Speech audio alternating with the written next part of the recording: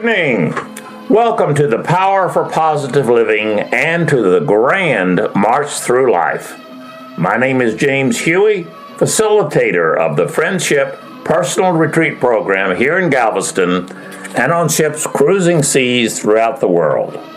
Offering the gift of listening hospitality, I invite you to join me here on KGBC, Friendship Radio for Southeast Texas, as we explore topics to enrich the quality of your life, power for positive living, and friendship. And that's the way it began each Thursday evening at 8 o'clock p.m. During 1990, the theme song from the opera Aida, and to me it symbolized that each of us is on our grand march through our personal lives.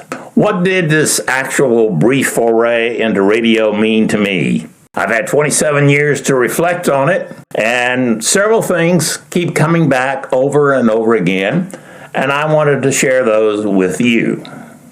One, of course, is that time does change some things, and time does not change others. Many of the human issues that I discussed on these radio programs, the content has remained consistent year after year. Some of the same topics that I went to and discussed at great length with myself and with my guest have remained part of the human condition all these years later. I personally believe that many of the insights and information that I offered in 1990 remain valid and useful today. So much of what I believed in 1990 is the foundation of what I still believe right now. I still value the process of introspection, the ability to look into yourself, into one's thoughts, one's feelings, and one's behaviors. When listening to these podcasts, I'm reminded how much talk radio has changed over the years. Personal views on radio now have become much more polarized. Back in 1990, sharing of information was a requirement of being able to produce programs for local radio, to have a wide range of views, not to present just one view over and over again. Back in those days, commercial messages did not flood the program content. It is very difficult to listen to talk radio today without being interrupted every few minutes by a commercial message. But the most important change to me has been that back in 1990, sharing information, sharing views, sharing thoughts was not meant to indoctrinate anyone. It wasn't my way or the highway. It was, here is some information, here is some of my experience, here is some of my history, and if you can find some value in it, then I hope that you will do so. But I am not sharing it with the view that it is entirely the best way for you or for any other particular person to live their lives. I know I have enough of a challenge to live my own life, so why, after all of these years, believe that I know what is best for everyone I meet? There were two major components, I thought, of listening to these broadcasts. One was my continual effort to share the concepts of personal retreating. Personal retreating was not, and probably still is not, a frequently understood concept. I saw personal retreating as combining various aspects of wellness psychology. Personal retreating structures a chance for us to check out of our normal life and offer individuals the chance to study themselves. It is very difficult for us in our present life to check out. In fact, for some people, to turn off their cell phone for an hour is almost a trauma.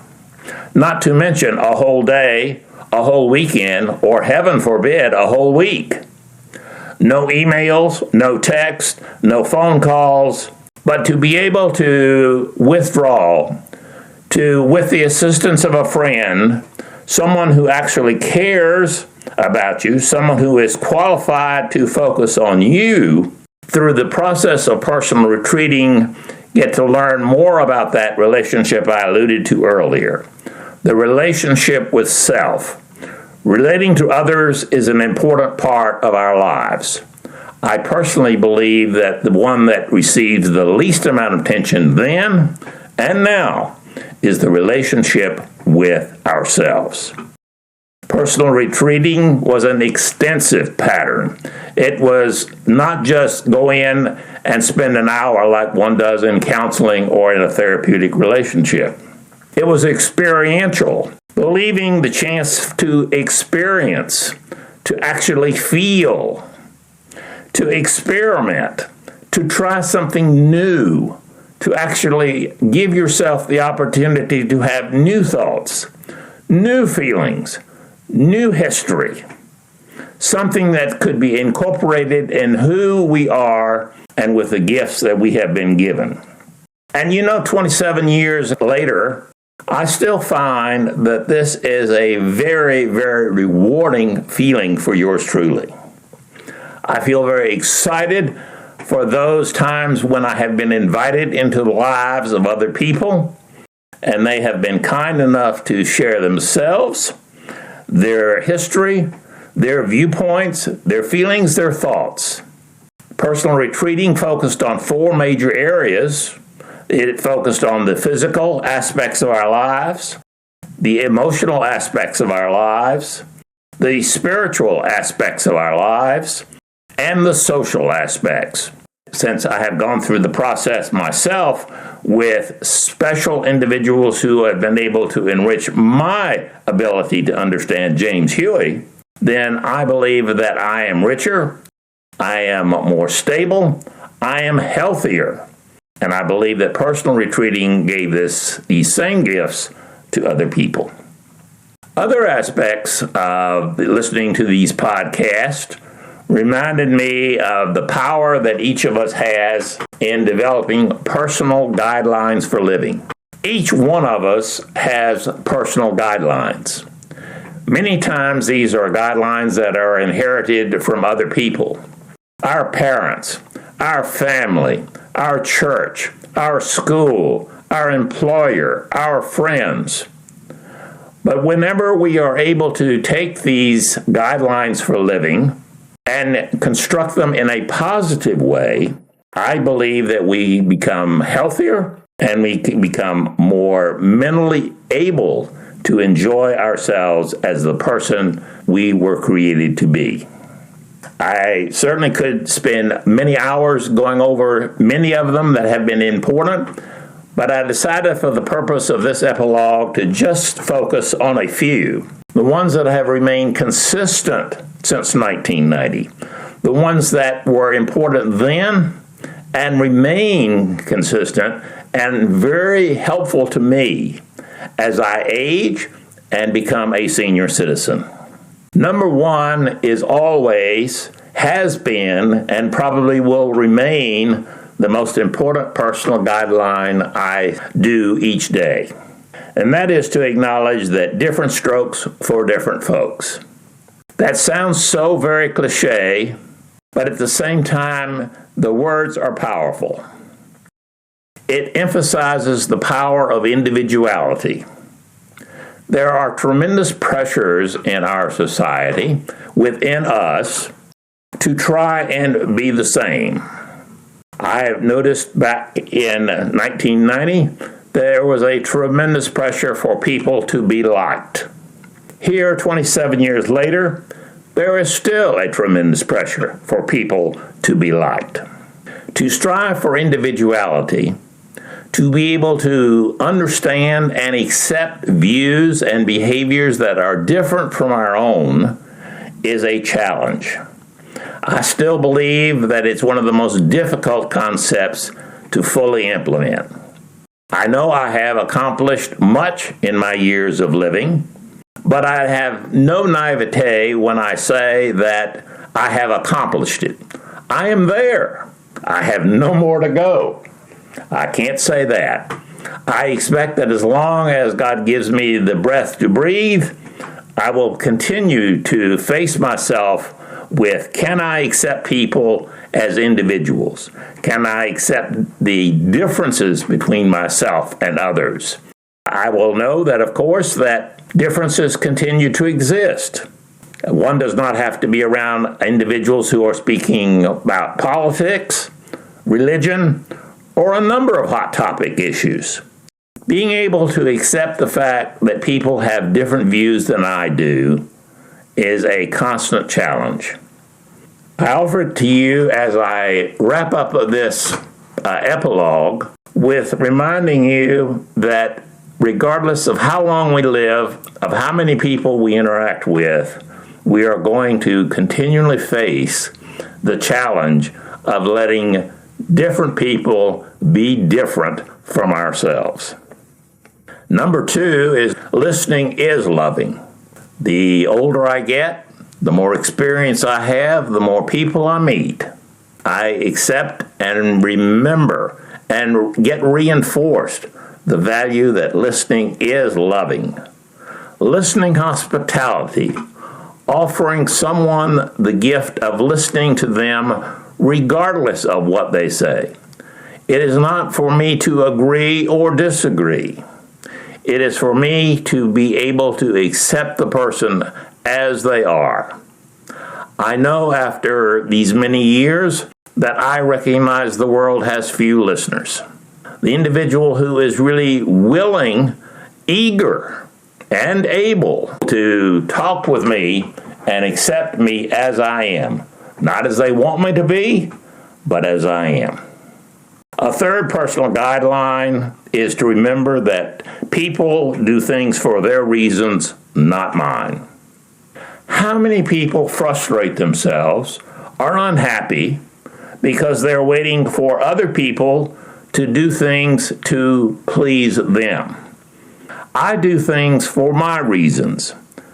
Part of my reasons may be to help and assist other people, which I have strived to do over these many years of living.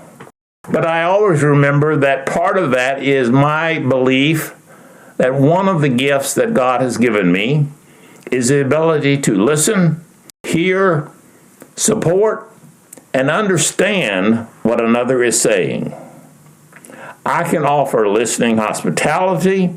I can accept that people have different views and experiences and attitudes than I do, but I also acknowledge the fact that whatever decisions they make, they will make for their reasons, not mine, just as I do for myself. A fourth guideline that I find very helpful for myself is remembering that I, as an individual, want to be loved in the same way that I choose to love other people. When you talk with individuals and you ask them what is the meaning of love, what is the behavior of love, what are the feelings of love, etc., they generally project their views, their feelings, their thoughts. And generally, if I have a view of how I want to love other people, then somehow I feel shortchanged, may feel frustrated, that other people choose to love me not in the way I want them to, but they choose to love me in their own way. Managing this incongruency can be difficult. So I try to remember that although I am loved by other people, their way of communicating and expressing their love for me is not the same way that I love and communicate and express myself and my love for them. I want to know that when I love someone, I am offering what I view as a way to love. And I want to remember that people do that in return. One of the things that has not changed since 1990 is that I still see the 2 C's of living.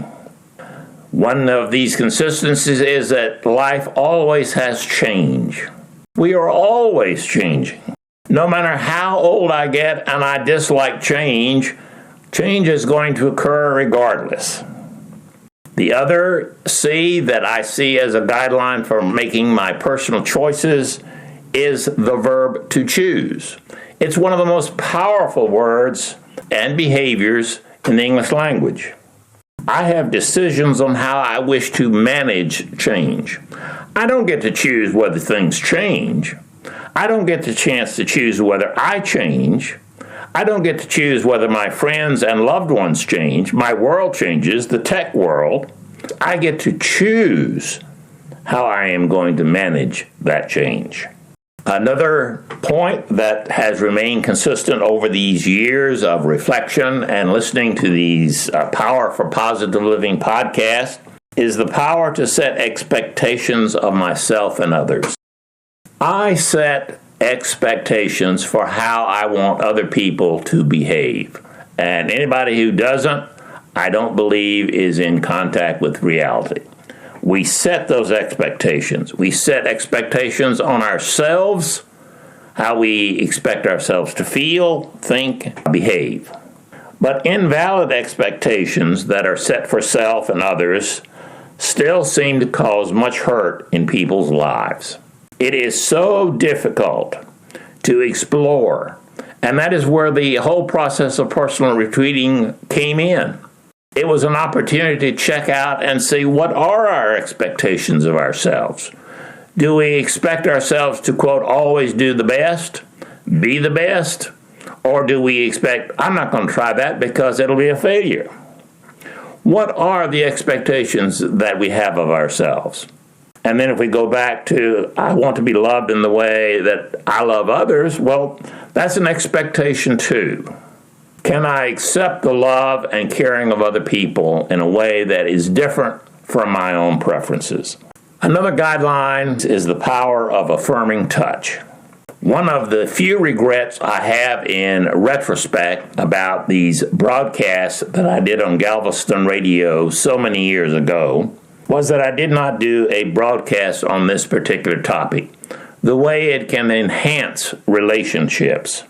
I also, as a psychologist, thought many times that the power of touch had not really adequately been explored about being able to elicit feelings and thoughts from people, how it could be incorporated to reach things and areas and parts of us that words and other written material, things of that type, did not reach.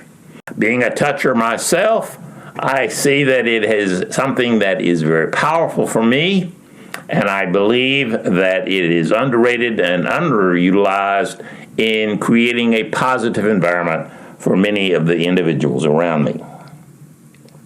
Well, it could go on. Let me wrap up this aspect with the realization that establishing, understanding, and maintaining of friendships is one of the most important aspects of our personal health system. People choose to be my friend. I choose to be their friend. When it's reciprocal, a friendship of some type is developed. What is included or not included in that relationship can vary with the individuality of the many people on this planet.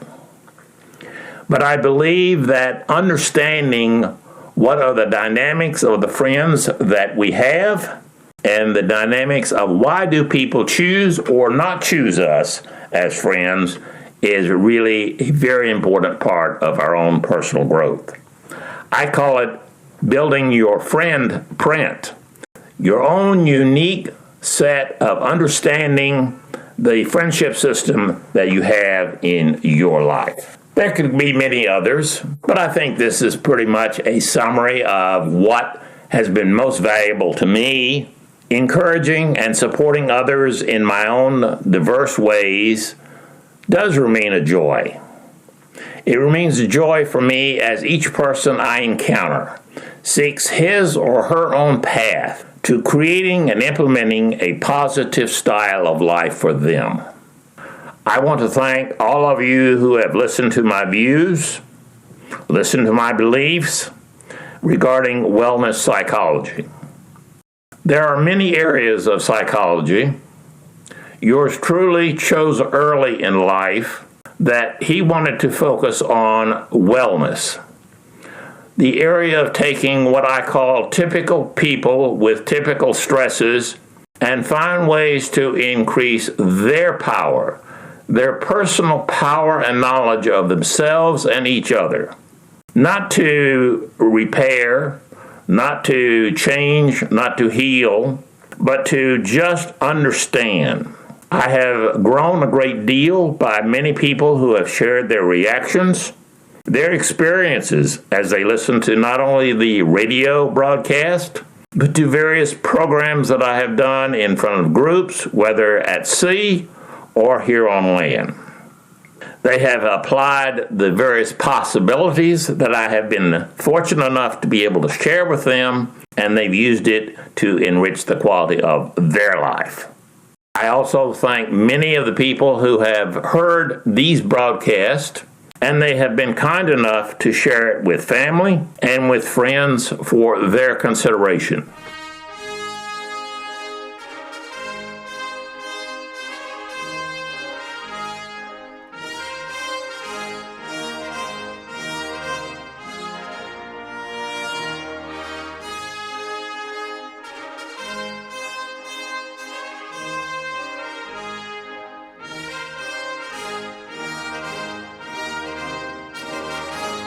As the grand march of life continues to play, and I believe that it will continue to play for as long as I breathe, I hope that we each continue to use our individual human power for positive living.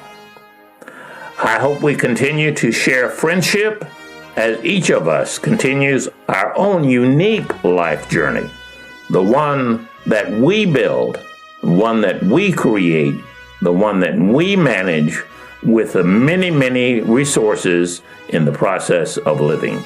So, this is your host and friend, James Huey. For one more time, I say thank you for listening. I hope this program has been of benefit for you, and I thank you for all the gifts that you've given to me by listening to me. Even when I give the gift to others, it is always a treasure whenever I can be heard and understood by another human being. So, with the Grand March playing, I bid you good night.